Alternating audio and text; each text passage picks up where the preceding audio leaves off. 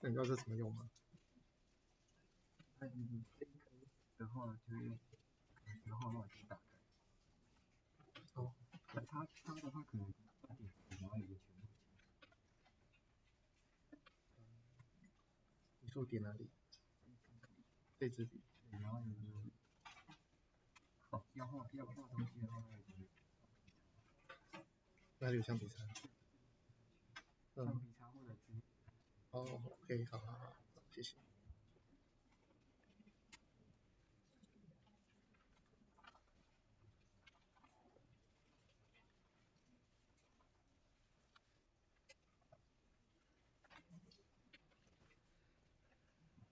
All right. Anyone discover the answer? How we prove invalid argument?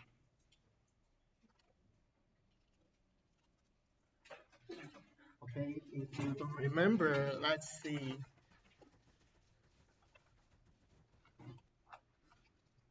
We have the example play golf or tennis, and then we prove that this argument is not valid because based on the given premises, we cannot draw the conclusion.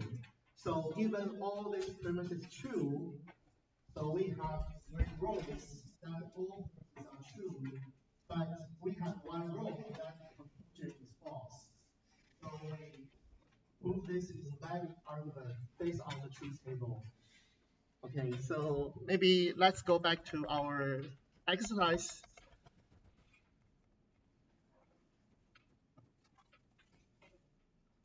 Okay, so write down your answer how to prove this argument is invalid.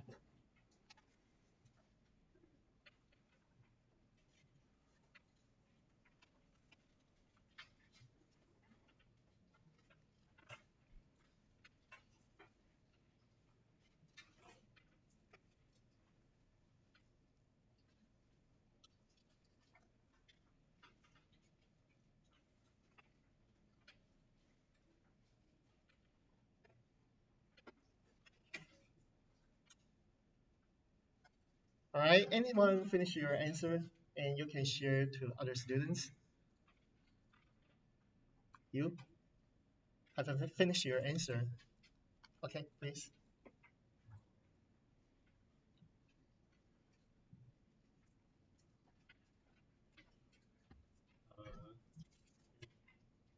Q is true and R is true and P is true is also very all prevents true, but the Okay. solution is false. So wait. P is true, Q is true, and R is true. Okay. Then what happened? The all premise is true, but the conclusion is false. Okay, thank you. Let's verify if we can prove this invalid argument by if P is true, Q is true, and R is true. So if Q and R is true, then if Q then R is true. If Q is true, R is true, then if P then R is true, Q then R is true. And Q is true, then Q or not R is true, no matter what the value of R is. So we have three premises true, but we assume P is true, so the conclusion is false. Okay, that's one example we can solve. We call this counter example.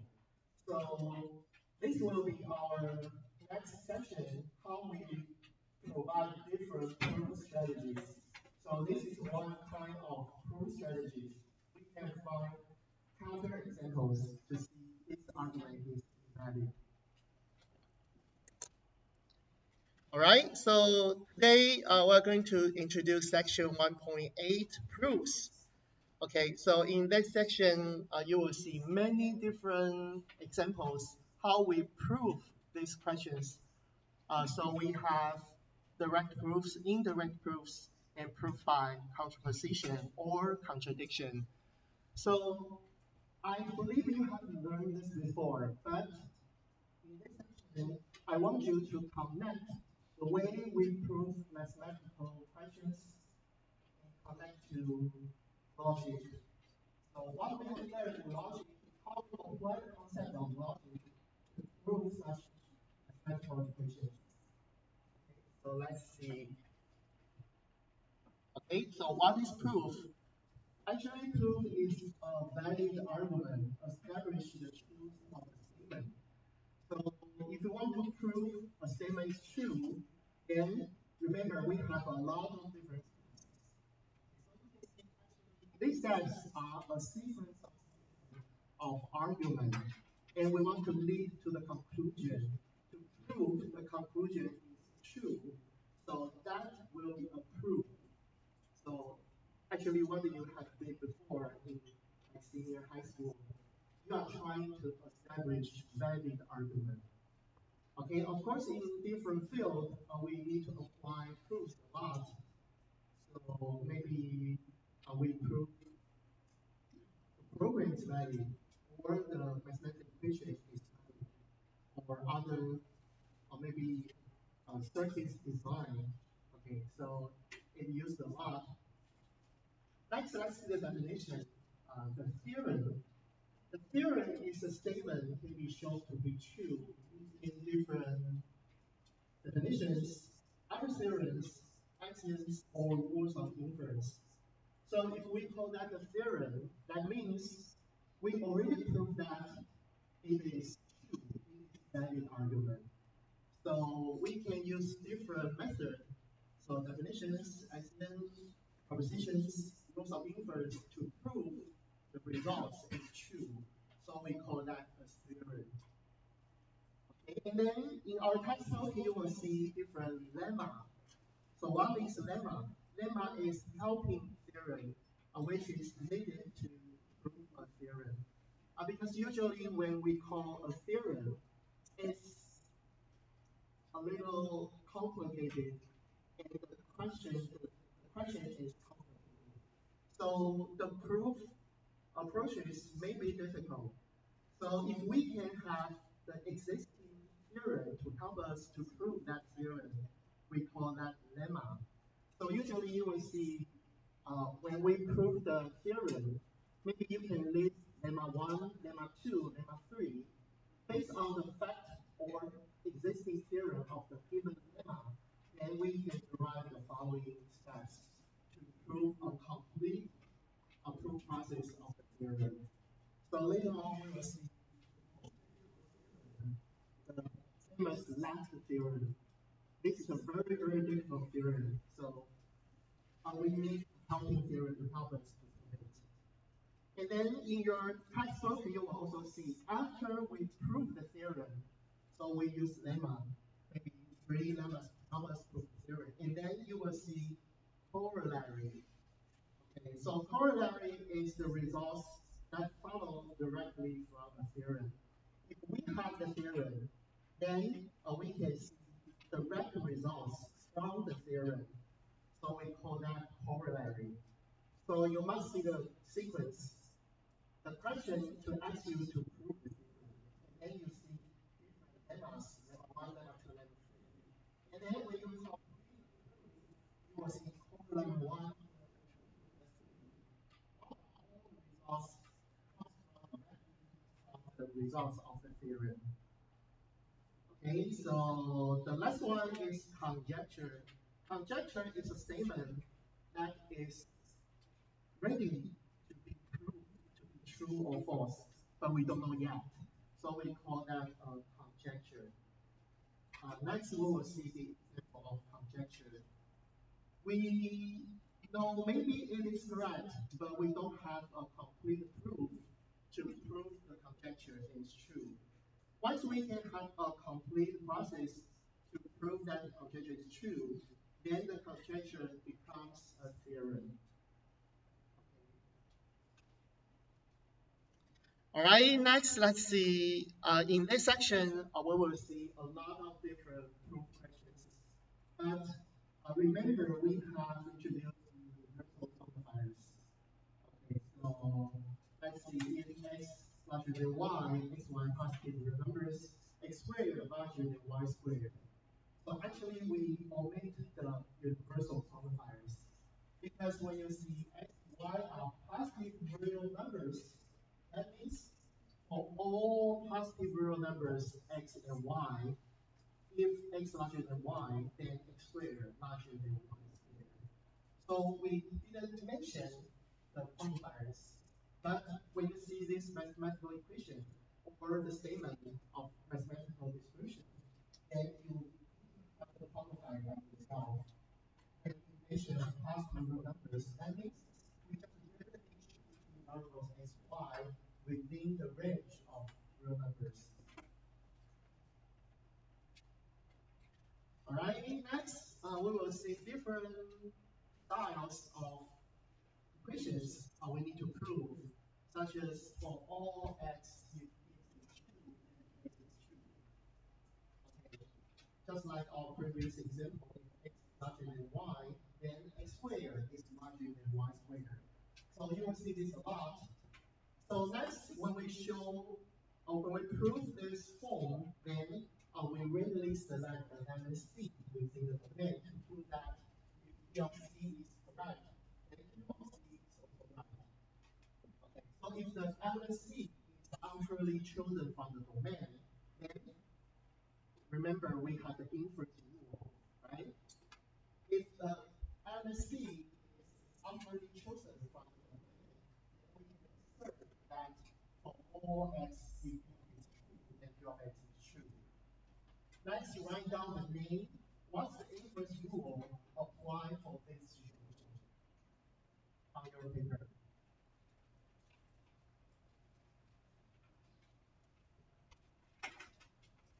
So maybe I can give you 4 names.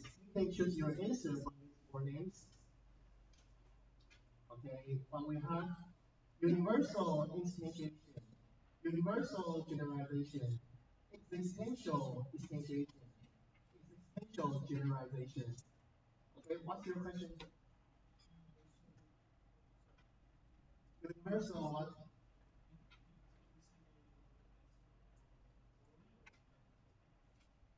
Please speak a little louder.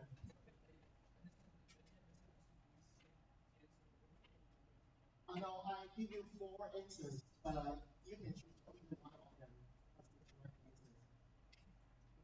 If you choose element C to make P of C, then Q of C is true, and C is arbitrarily chosen from the domain, then we can assert for all x is delta is true, then delta is true.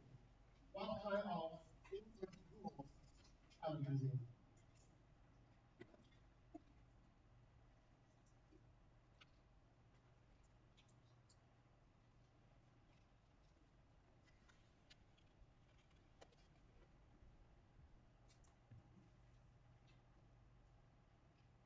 Okay, what's your answer? Yes, that's right. Universal generalization. Because you can use one element to generalize to all elements to obtain the assertion.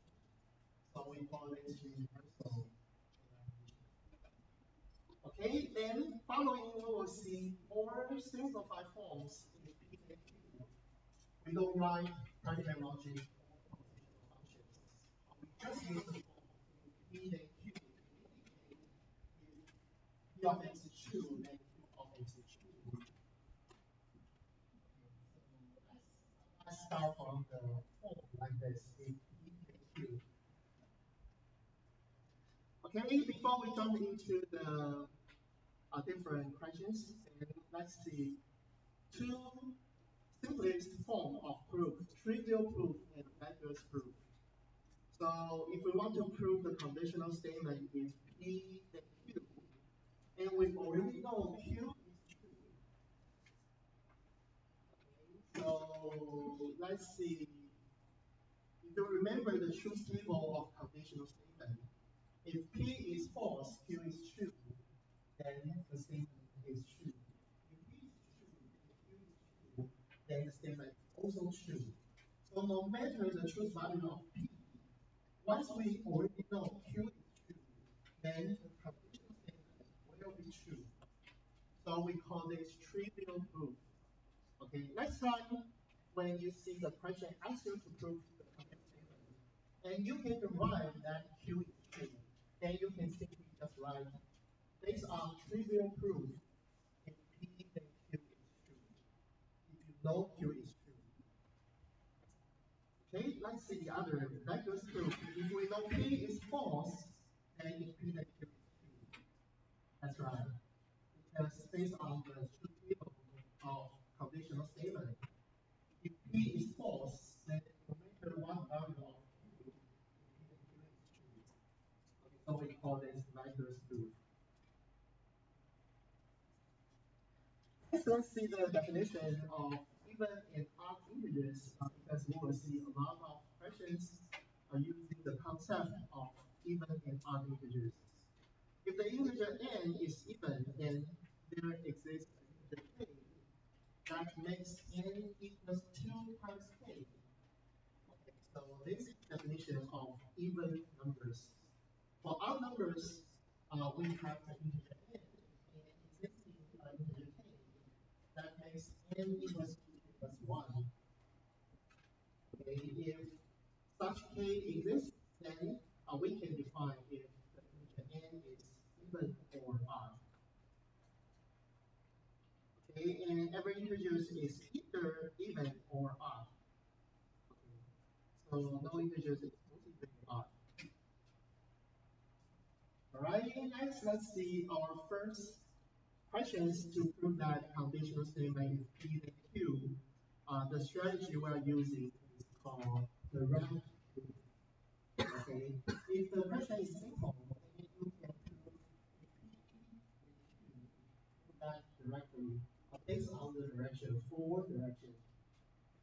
Then we assume P is true using the inference rules, axioms, or logical equivalence to prove that Q must be true. Okay, so what is this? If P is true, and we have the conditional statement if P then Q, and then we prove that Q must be true.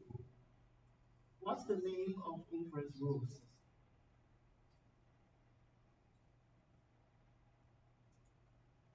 Given the conditional statement if P then Q, and we assume P is true, then we can write Q is also true. What is the meaning of the inference rule? Now please write down the answer on your paper. So I give you two options. Modus tollens. Modus tollens. Which one?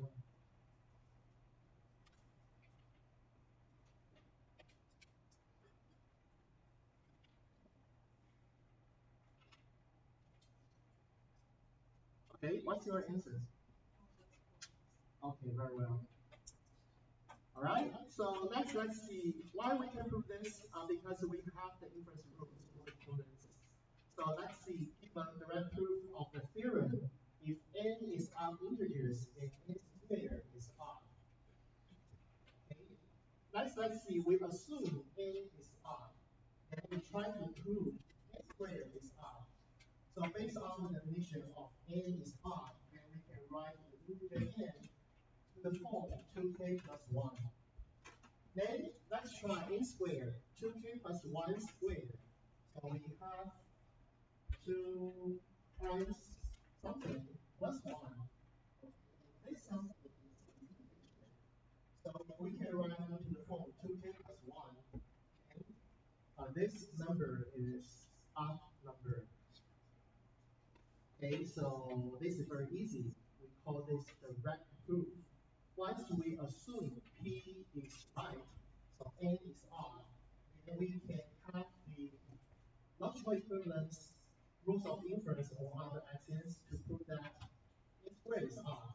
So we call this direct proof. Alright, let's see the definition of rational numbers. If the real number R is rational, then there exists integer P and Q, such as P R equals P divided by Q, and Q is equal to 0. Okay, so if you can write a real number into the form of rational numbers,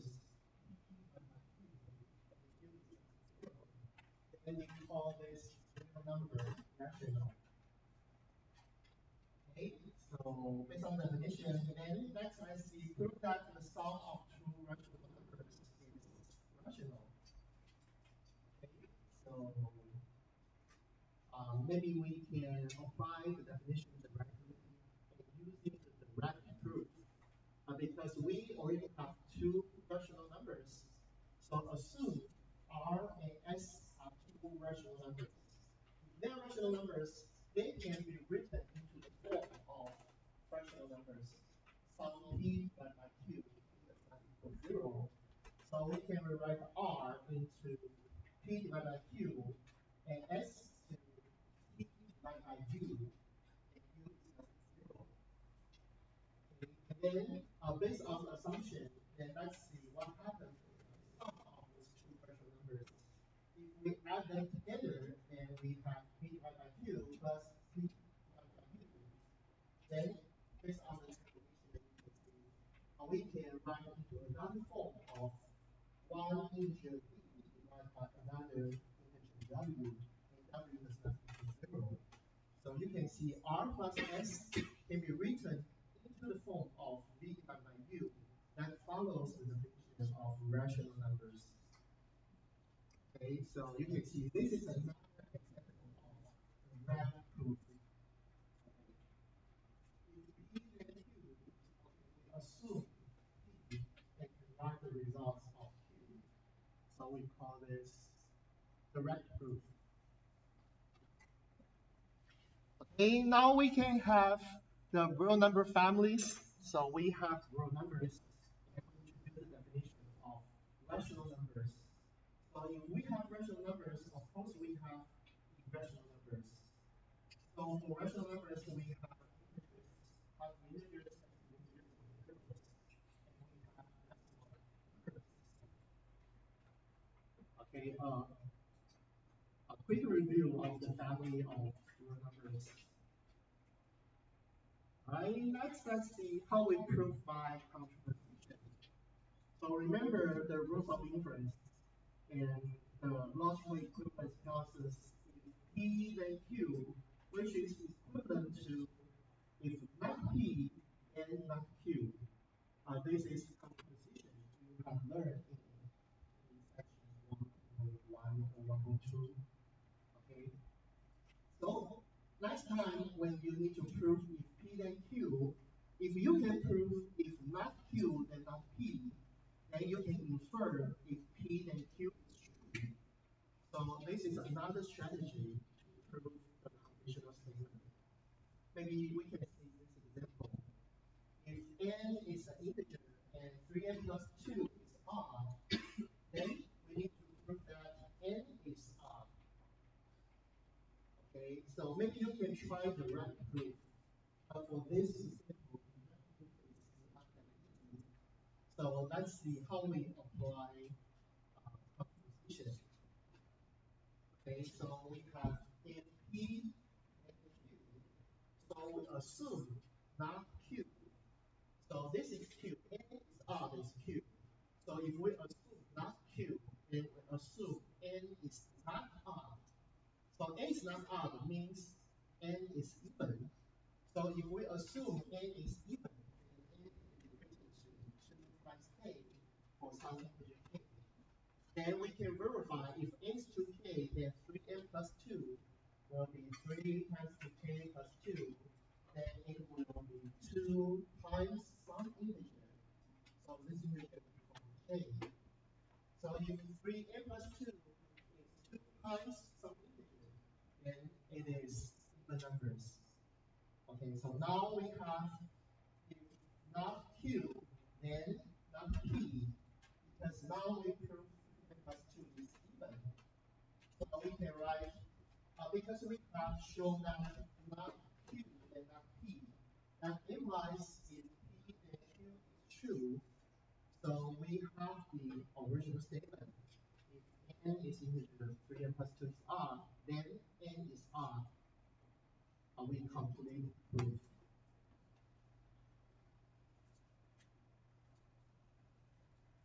Alright, so this is another example. If n squared is odd, then n is odd. So you can apply very similar techniques to prove by contraposition. To see this one is we can prove by contraposition. So I think the process is very easy, but last thing is you need to write the complete sentence. Okay, we can show that n is even integers, n squared is even. So therefore, by contraposition, if n squared is odd, then n is odd. Okay, you need to write this specifically to show that how you prove by contraposition.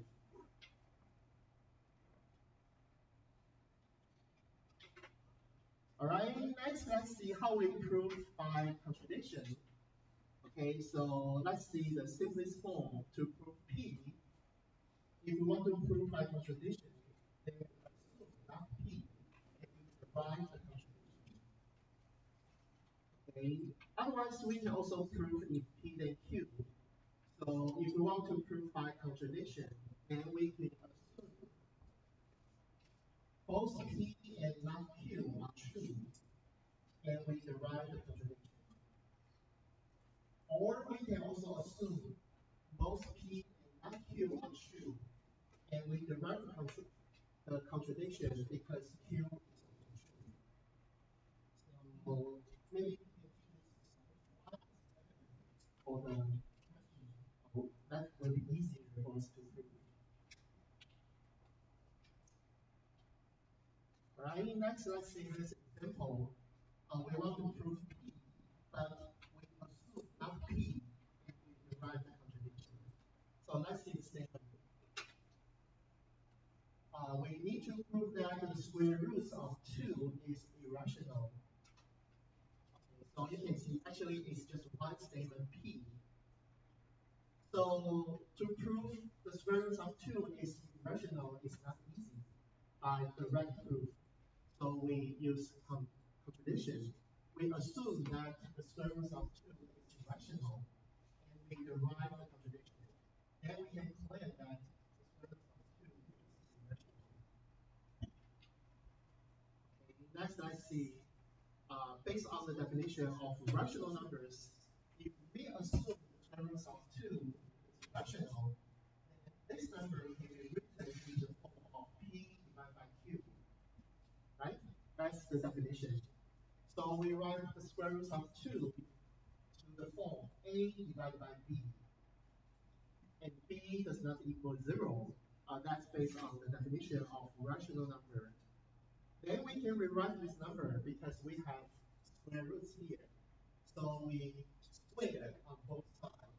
Then we have 2 equals A squared divided by B squared. Then we can have A squared equals 2 times something. Okay, so remember, we have the definition of even numbers, which tells us A squared is even number. Okay, so if A squared is an even number, then A can be written to A equals to C. Because if A squared is even, then A is an even number. Okay, that's a theorem. You can maybe prove by yourself. And it's easy to understand, right? If A squared, A means A times A. If this number is even number, then A is also even. Okay, so based on this theorem, if A is even, then A can be written to 2 times C for another integer C. Okay, now we can use A equals to C to replace in the original equation. So 2B squared equals A squared. A squared means 4C squared. Okay, that means B squared equals 2 times C squared. And B squared is also even, and B is even. Okay, so now we have the contradiction because for rational numbers, when this number is written to the form A divided by B, then we have A and B have no common factors. Okay, so, but now we derive A is even and B is even. A and B have common factor 2. Okay, so that does not follow the definition of rational numbers. So how we derive the contradiction. Where the contradiction comes from? Because we assume the square root of 2. So this tells us the square root is irrational. Okay.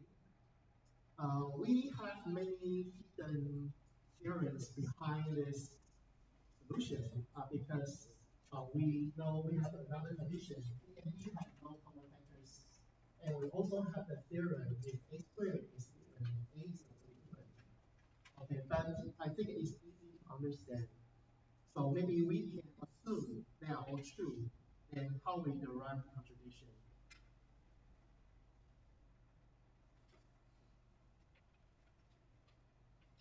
All right, next example, if you pick 22 days from the calendar, then at least 4 days must fall on the same day of the week. Okay, so we have Monday, Tuesday, Wednesday, Thursday. So we know we have 7 different days of the week. But if we choose 22 days from the calendars, then at least 4 must fall on the same day. For example, Monday. Okay, so let's see how we prove this by contradiction. So we have the form conditional statement if P and Q. So we assume P is true and not Q is true. So if you can really pick up 22 days, but you cannot pick at least 4 days on the same day, which means you have no longer 3 days of these 22 days that will fall on the same day. Okay, let's see how we derive contradiction. Okay, because we have 7 days a week, and there are no more 3 days fall on the same day. That means totally we have at most 21 days you can choose. So we have the contradiction because it does we have both P and not Q is true. We are 22 days. But based on the fact not Q, you can choose 21 days. This leads to the contradiction by the assumption P.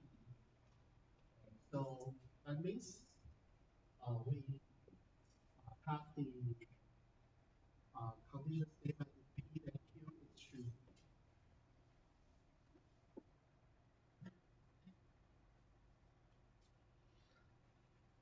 All right. So let's see a more easier example to prove by contradiction. If 3n plus 2 is odd, then n is odd. We have seen this example proved by contraposition. Now let's see how we prove by contradiction. Okay, now we have if P then Q, we know what is P, what is Q. P is 3n plus 2 is odd. Q is n is odd. So now when we apply contradiction, we need to assume P and not Q is true. Okay, so now we have 3n plus 2 is odd. And n is even because we assume not Q. So if n is not odd, which means n is even, when n is even, n can be equal to 2 times k, then you can verify 3n by 2, which is also even. So we have the combination. If 3n plus 2 is even, then we assume 3n plus 2 is odd, then we have the contradiction. Okay, so once we can derive that P is true, and we have the contradiction. So this proves the original conditional statement. All right. So now you have seen the fact. The question is very easy. I believe you can prove all these different questions. But now I want you to come back to the concept of logic. How we prove by the concept of P statement. When we prove that, we can also apply contraposition or contradiction. So lastly, we have biconditional statement. P is and only if Q. So remember the definition. That means if P and Q, n both if Q and P. So you need to prove both directions. You have two conditional statements. Both is statement are true, then we can prove the biconditional statement. So we already see the theorem. If n is odd, if and only if n squared is odd. So that means you have both directions. Okay, now we know how to prove both directions. If n is odd, then n squared is odd, we can prove by direct proof. If n squared is odd, we can apply contraposition or contradiction to prove that n is odd. So based on these two directions, then we complete the proof of biconditional statement. Alright, next you will see some exercise in your homework assignment to ask you to discover the wrong steps during the proof. Okay, so let's see. We prove 1 equals 2. Okay, so we use two variables, a, b instead. Okay, if we write a equals b, okay, then how we derive the conclusion 2 equals 1? Okay, so if a equals b, we can times a on both sides. So a squared equals a times b. Okay, and these two sides are equal, so we can substitute something. Minus b squared on both sides. Alright, and then we can rewrite the equation a squared minus b squared to a minus 1 times a plus 1. And then we can have the common factors of these two terms, b. So we have b times a minus b. Okay, and we can observe that we have the common factors a minus b on both sides. Okay, so we can divide these terms. So we have a plus b equals b. Then we can move the same variable to the same side. So we have b on the right hand side and a plus b because we have the previous b equals b. Okay, so we can write 2b equals b. This gives us the conclusion 2 equals 1. Alright, so must be something wrong here because 2 does not equal 1. Okay, so maybe you can discover what's wrong during the process.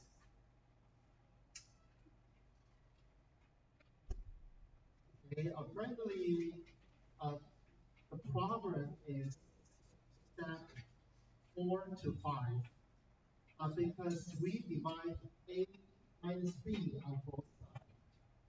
But remember, a equals b, so a minus b is 0.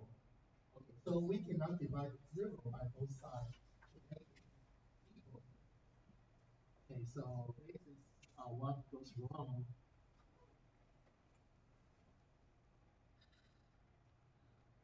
All right, so in this section,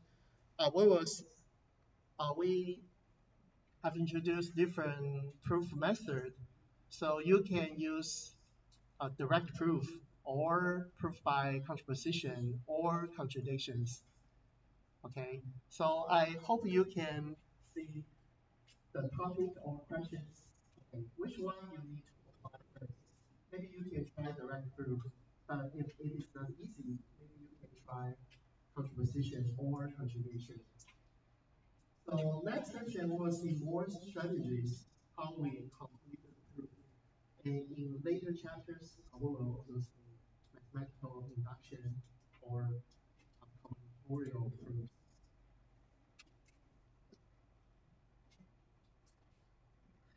All right. Any question for section 1.8?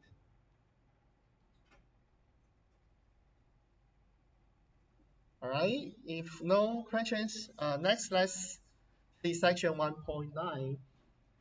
We have proof methods and strategies. Now we will see different types of questions we want to prove. So we may prove by cases, we may prove existence, or this proof by counterexamples. Just our first exercise today, and we have non-existence proof and uniqueness proofs for reasons. You will see a lot of interesting questions in this section. So firstly, let's see proof by cases. Okay, so we have the conditional statement P1 or P2 or Pn. If this is true, then we can infer the conclusion P. Actually, this is the topology which is equivalent to P1 and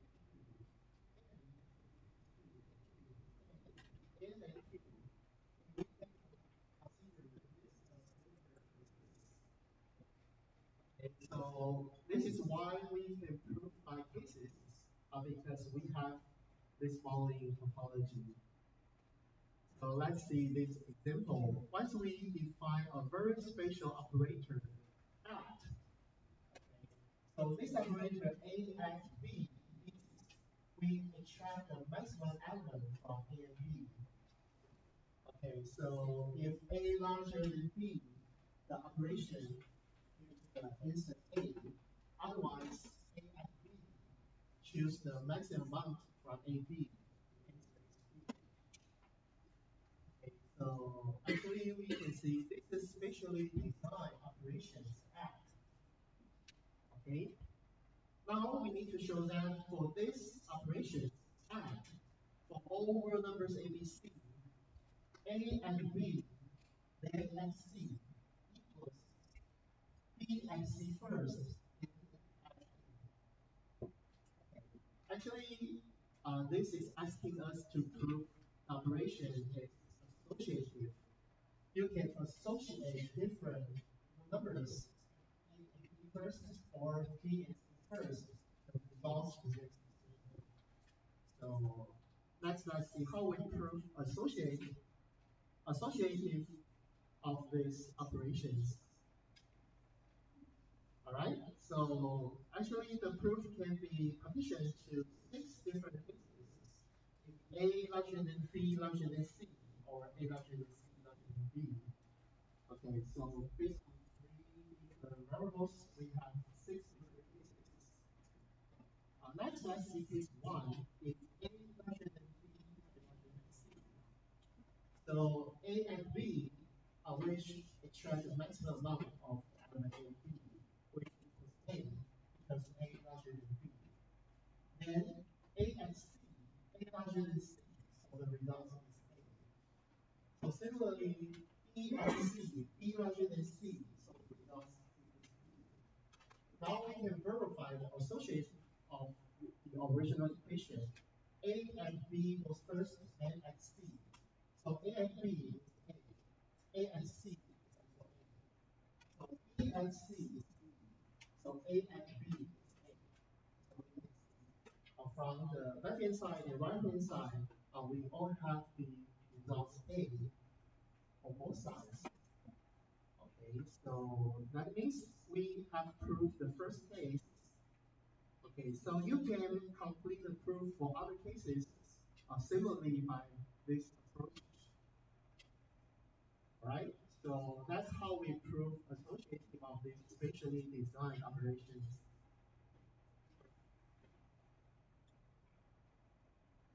All right, next let's see this example. We will use a spatial phrase to like cut the time for us to write the proof, which is called without loss of generality. Okay, so let's see this example. If x and y are integers and both x times y and x plus y, so these two numbers are even, then we need to prove both x and y are even. Right? So maybe we can prove by contraposition. So I don't know if you get the idea when to apply contraposition, when to apply direct proof. Okay, based on our previous example, you can see if you have the conditional statement if P then Q, okay, and then you can examine P and Q, which one is more complicated? So if you want to prove if n is even, then n squared is even, then this one is more complicated than the form of this one. Okay, so by this form, you can apply direct proof. If you want to prove that n squared is even and n is even, so you can see this one is complicated than this one. So direct proof does not work. Okay, we need to start from the simple one. So contraposition could be used to prove that not n is even, then not n squared is even. So this gives us if n squared is even, then n is even. So similarly, we have the question here. Okay, so this question we can also have complicated form. If x times y is even, then x plus y is even. Okay, so if this is true, then x and y are both even. Okay, so you can see if P then Q, and P is more complicated than Q, so this tells us we need to apply contraposition. Because this one is too complicated, direct proof is not easy. So we can apply contraposition. So now let's see what's not Q. Okay, so if P and Q is both x, y are even. So what is not Q? It's not the case both x and y are even, which means one of them are up, or both of them are up. Okay, that's not Q. Okay, so we separate two different cases. Okay, if one of them are even and both of them are up. Okay, so by contraposition, we assume that x and y are not both even. So we can assume for the first case, if x is odd. So if x is odd, then x can be equal to 2n plus 1.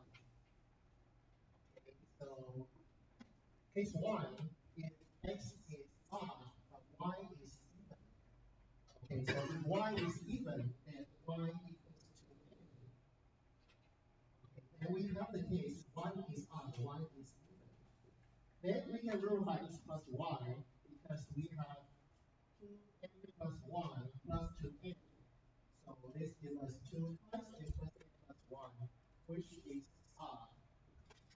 Okay, then we have it's not Q, then not P. Because P tells us x times y and x plus y are both even. So what's the negation of this difference? They are not both even. One of them could be odd, or both of them could be odd.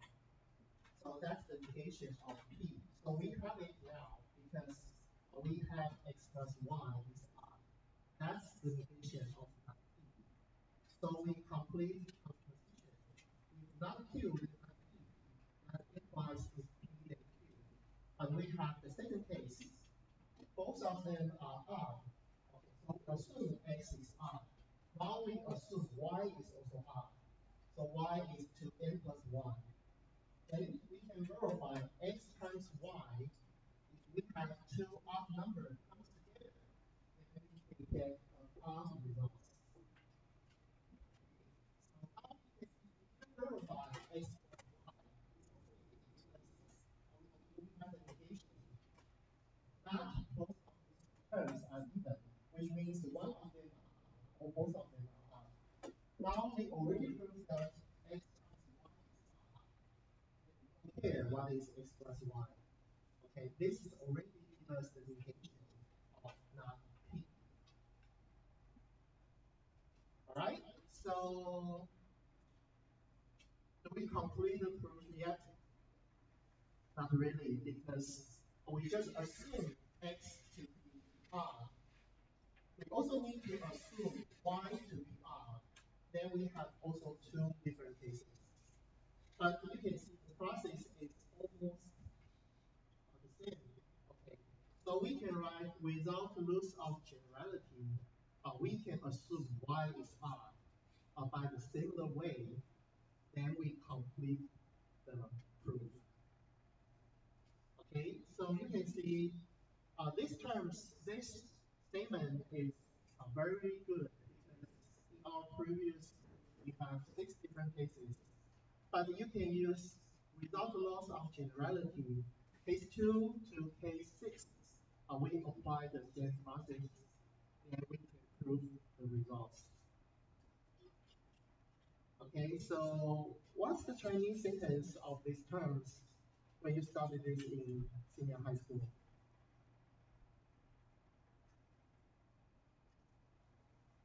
how about you？ 我以前高中学的时候，跟对方怎么讲 ？Without loss of generality。好，在不失一般性的情况之下，好，你可以按照这个方式，假设 y 等于奇数，然后再写一次这个过程，但你就不用再写了。只要你写在不失一般性的情况下 ，y 也是一样，那其实就符合。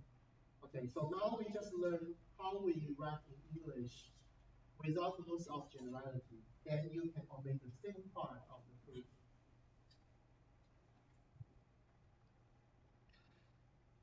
Okay, let's jump to next type of questions, existence proof. So we want to prove for some x, p of x is true. So we call this existence proof. So this will be easy. Once you can discover that special element C that makes p of C is true, then you can assert for some x, p of x is true.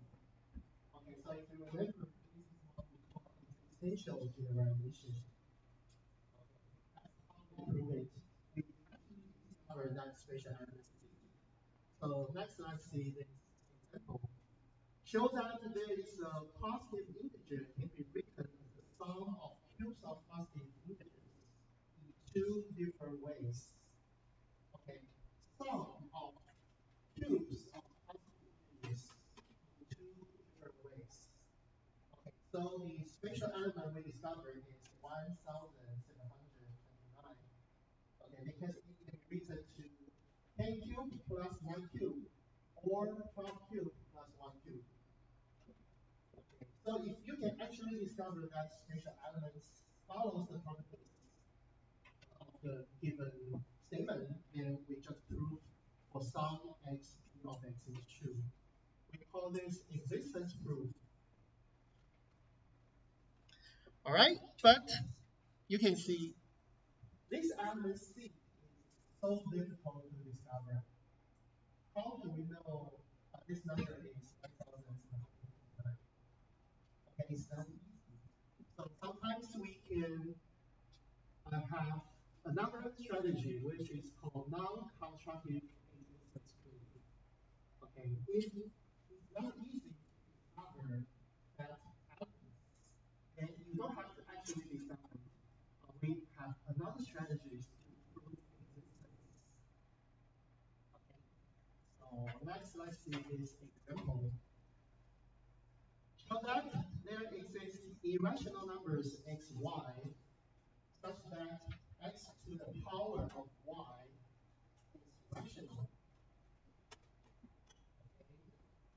So this is very weird because x and y are irrational numbers, but x to the power of y is rational. So of course you can discover by constructive proof. You can actually discover that element. Which x and which y irrational. That gives x to the power of y rational. But it's not easy. So let's see how we prove this. Okay, so based on our previous example, we already know that the square root of 2 is irrational numbers. Now we consider a very special number, which is called the square root of 2 to the power of square root of 2. Because it just follows the form x to the power of y. Okay, so the first case, how How about this number? If this number, we assume it is rational. Okay? Then we have two irrational numbers, x and y, that makes x to the power of y rational. Because we assume x equals square root of 2, y equals square root of 2. So x to the power of y is the rational number. We assume this number is rational. Then we use this number. Okay? Then for the second case, we don't know this is rational or irrational. So first case, we assume it's rational. In second case, what happens if it is irrational?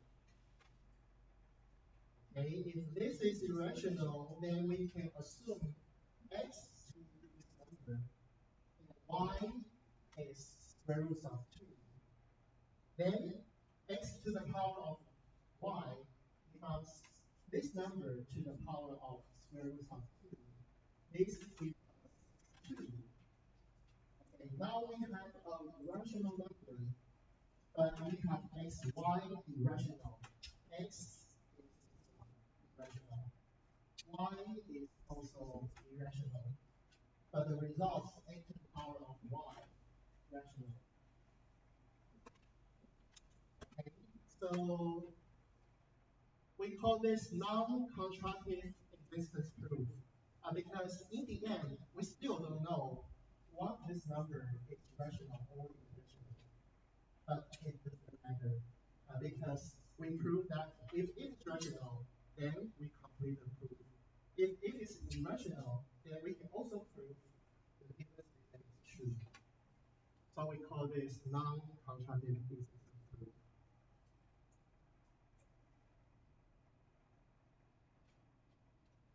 好，那个不少同学已经挂掉了哈。那我们请这同学帮我们用中文帮我们讲一下，好，这一题是怎么做证明的？好了。好，那个小黄同学好。就是你啊。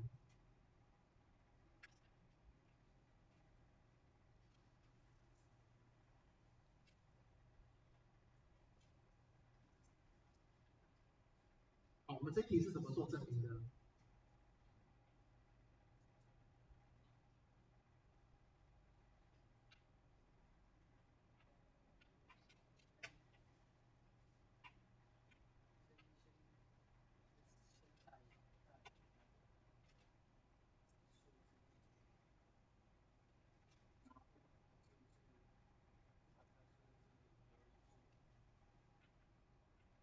好，那先告诉我一件事情，为什么我们要带数字进去？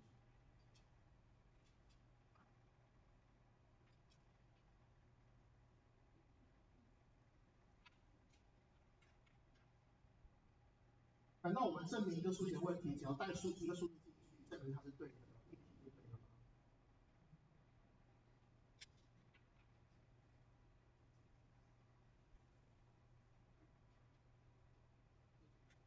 好，一般的问题不行。好，但是这个问题呢，是要我们证明它存在。所以当我们要证明它存在的时候，其实你就真的找出那个数字是什么，证明它存在。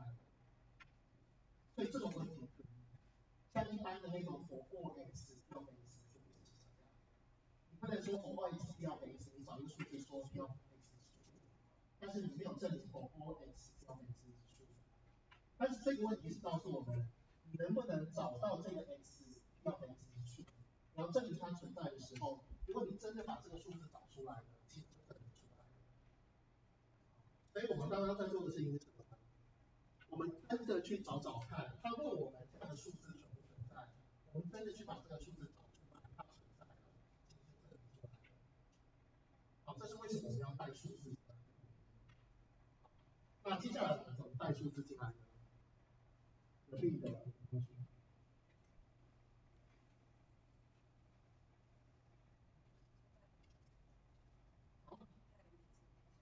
好，带无理数进去，那我们带了什么样的无理数进去？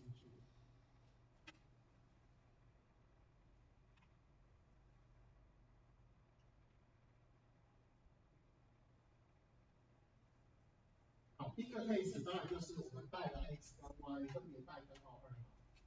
这两个是无理数嘛。那带进去之后呢，我们带出来这个人。好，那这个人呢，到底会算无理数吗？因为第一个 case 我们假设这个是有无理数，所以当你带了两个无理数进去之后，但是它的 x 的班次方的形式是一个无理数，我们是不是就找到了这个正值？我们刚刚讲要找到这个数嘛。那你真的找到两个无理数，最后它的这个形式是一个无理数，那就得正了，对不对？好，那第二个 case 呢？假设这个数是无理数的话，怎么办？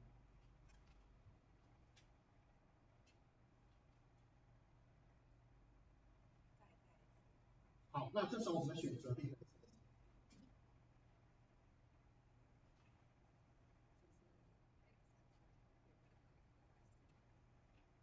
原本 x 的什么？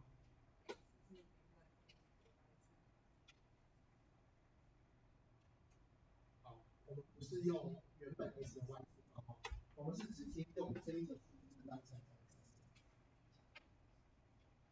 那 y 是这一个数，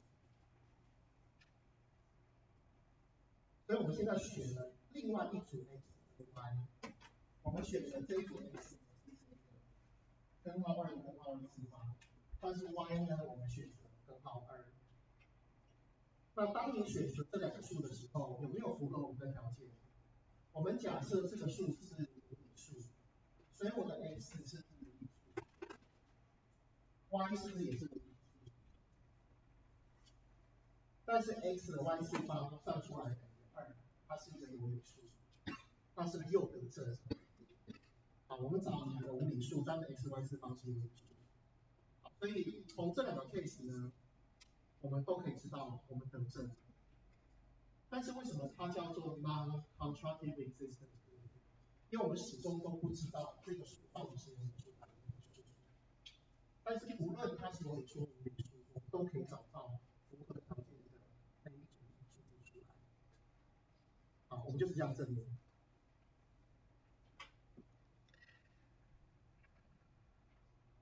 Alright, next let's see counterexample.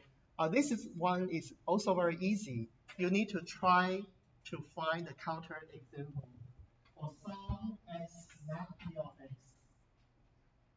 So you can also see the statement will be not for all x p of x. So you need to find the counterexample. If not for all x p of x, what is the counterexample? If you can discover that counterexample, then you can assert that for all x p of x. So let's see this example. Every positive integer is the sum of the square of 3 integers. Okay, every positive integer is the sum of square of 3 integers. So actually, it's asking if we have an integer n, then it equals the square of 3 integers, x squared plus y squared plus z squared. So every integer can be written into the form of the square, sum of square of 3 different integers. Okay, so you can find a counterexample easily. So because very few integers can be written into the form of this. So you can randomly choose like 7 as a counterexample. Then we can assert every positive integer of this system is not true. Okay, because we found the counterexample. So we can assert not for all x of x is true. Alright, next type is uniqueness proof. You need to discover the one and only one elements that follow the property. So we use a very special characters. Some x of x is true. So you cannot find another x, just that one x. One and only one x. So we call this uniqueness proof. Because the element is so unique, only that element can make the x is true. Alright? So for the proof of uniqueness, we need to prove two different things. The First one is existence. Such element exists. And secondly, we need to prove the element is unique. Okay, so let's see how we prove existence plus uniqueness. Then we can prove that that element X is what the one and only one. All right, let's see this example. If A and B are real numbers, A is not 0, and there is a unique real numbers such as AR plus B equals 0. Okay, so you randomly choose two real numbers in B, and then you can find AR plus B equals 0. We have a unique real number R that makes this equation true. Okay, so this means R is the one and only one. You cannot find another real numbers to make this equation true. So firstly, let's see how we prove existence. Okay, the solution of R is very easy, right? So we already know the solution of R is minus B divided by A. If we select the real number R as the form minus B divided by A, then we can see the real number R exists that makes this equation true. AR plus B equals 0. Okay, so existence is very easy. Let's see how we prove uniqueness. Okay, so we assume it's not unique. So assume we can find another real number S. That S can make AX plus B equals 0. Okay, then we try to prove S equals R. That means we assume we can find the second solution, but in the end, S equals R. They are the same as 1. Okay, so let's see. If we assume another real number S, then we have AR plus B equals AS plus B. Okay, then by some simplification, actually you can derive R equal S because you can subtract B on both sides. You can divide A on both sides because A is not equal. So in the end, we can discover R equal S. Okay, that's how we prove uniqueness. All right, it's the time of this class, so we have a few slides left.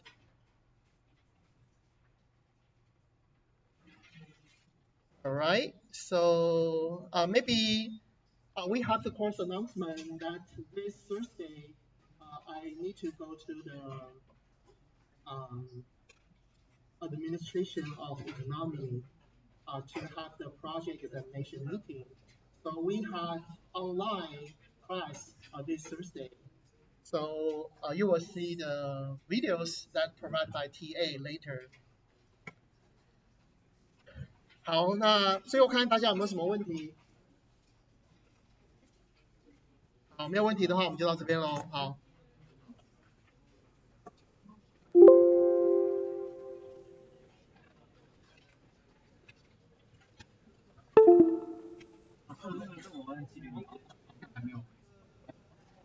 还没有哎，好，我再看一下，昨天寄的吗？好，那我们再搜寻一下好了。好。